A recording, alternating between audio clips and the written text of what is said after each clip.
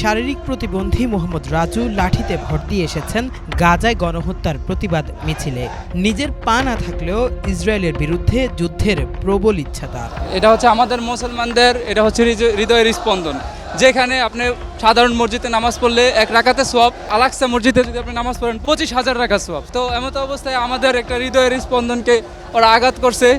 এখন আমরা জিহাদ চাই, সোজা কথা জিহাদ করে বাঁচতে চাই। ইসরায়েলি গণহত্যার প্রতিবাদে বিশ্বব্যাপী চলা সলিডারিটি স্ট্রাইক কর্মসূচির অংশ হিসেবে সোমবার জোহরের নামাজের পর রাজধানীর বায়তুল মোকাররম জাতীয় মসজিদ থেকে মিছিল বের করে সম্মিলিত ওলামা মাশায়েখ পরিষদ। মিছিলটি পল্টন প্রেস ক্লাব মৎস্য ভবন হয়ে শাহবাগে গিয়ে শেষ হয়। এই মিছিলে অংশ নেন হাজার হাজার ধর্মপ্রাণ মুসলমান। মিছিল শেষে গাজায় ইসরায়েলি গণহত্যা বন্ধ করে ফিলিস্তিনকে স্বাধীন রাষ্ট্র ঘোষণার দাবি জানানো হয়। যে গাজাবাসীর উপর এবং ফিলিস্তিনের উপর যে বর্বর অত্যাচার হচ্ছে, আমাদের হৃদয়ের রক্তক্ষরণ হচ্ছে। আমরা কি বলবো, তাই আমাদের নিজের ইমানি চেতনা থেকে আজকে আমরা এই রাস্তায় নেমেছি। আমাদেরকে নেতৃত্ব দেয় যে আমরা জিহাদের ময়দানে নামার জন্য ইনশাআল্লাহ আমরা প্রস্তুত আছি। আমরা যুদ্ধ চাই না, আমরা শান্তি চাই।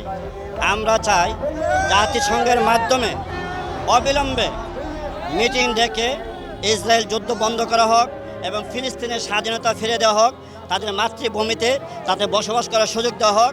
মুসলমানদের প্রথম কাবলা বায়তুল মুকাদ্দাস, সেই বায়তুল মুকাদ্দাস মুসলমানদেরকে ফিরে দেওয়া হোক। বাংলাদেশের প্রান্ত থেকে আমরা ফিলিস্তিনের মুসলমানদের প্রতি সংহতি জানিয়ে ঢাকার রাজপথে আজকে লাখ লাখ তৌহিদের জনতা নেমেছে।